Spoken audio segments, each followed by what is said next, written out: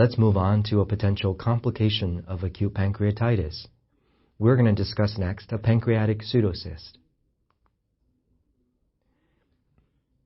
Pancreatic pseudocysts can be a sequelae of chronic or acute pancreatitis. Usually, there is a pancreatic ductal disruption. Pseudocysts have high concentrations of digestive enzymes, and the walls are formed by the stomach, pancreas, colon, and mesocolon.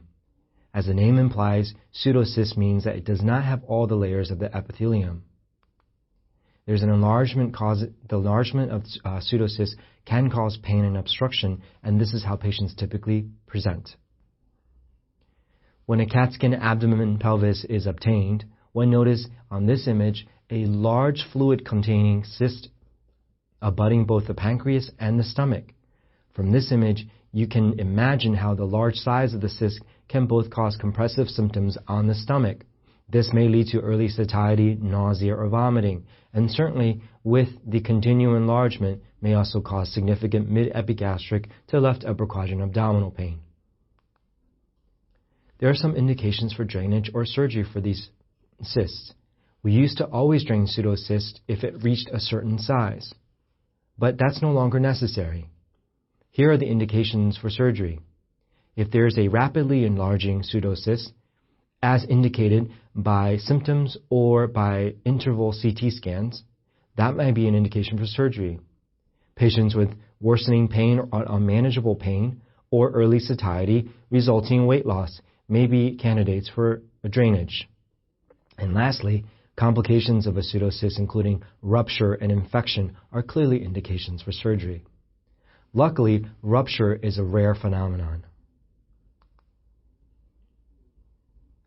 Now let's move to pancreatic cancer.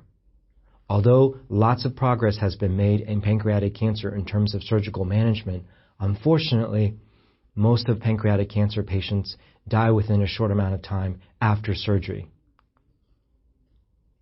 What are some risk factors that are associated with pancreatic cancer?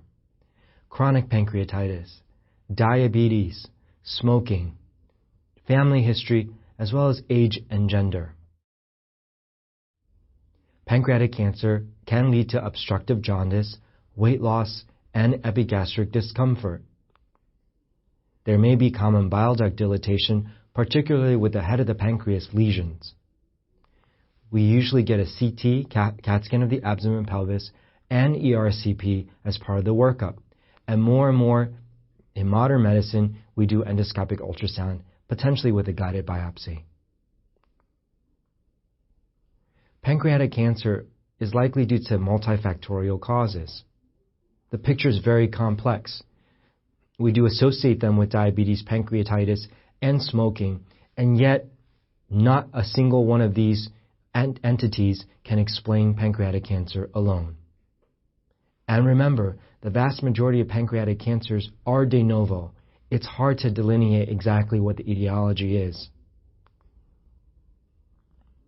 As we previously alluded, weight loss, jaundice, and maybe pain to the back, or a distended gallbladder when the common bile duct or the head of the pancreas is obstructed, that sign is called the Courvoisier sign. If it's determined that surgery is necessary, we perform a pancreaticoduodenectomy, commonly known as the Whipple procedure. In the Whipple procedure, part of the stomach, duodenum, and pancreas are all resected. Following the surgery, like plumbers, all of the GI system is reconfigured to allow proper drainage. Determinants of resectability is very important. Any significant peripancreatic vessel encasement, such as the superior mesenteric vein, may deem the patient unresectable. Clearly, at the time of surgery, all patients undergo thorough examination of the abdomen, evaluating for potential distant metastasis, such as liver or stomach. And upon entering the abdomen, if it is noted that there is peritoneal seeding of cancer, also known as peritoneal carcinomatosis, the patient is deemed unresectable.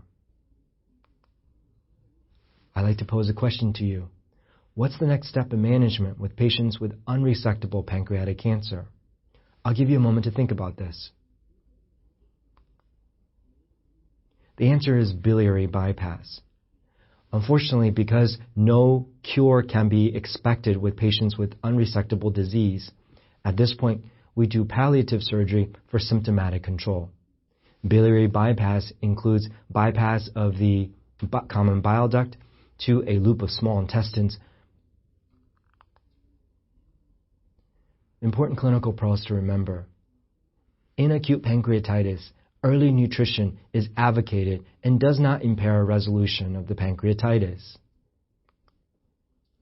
And remember a high yield association between hyperparathyroidism, hypercalcemia, and pancreatitis. Thank you very much for joining me on this discussion of pancreas.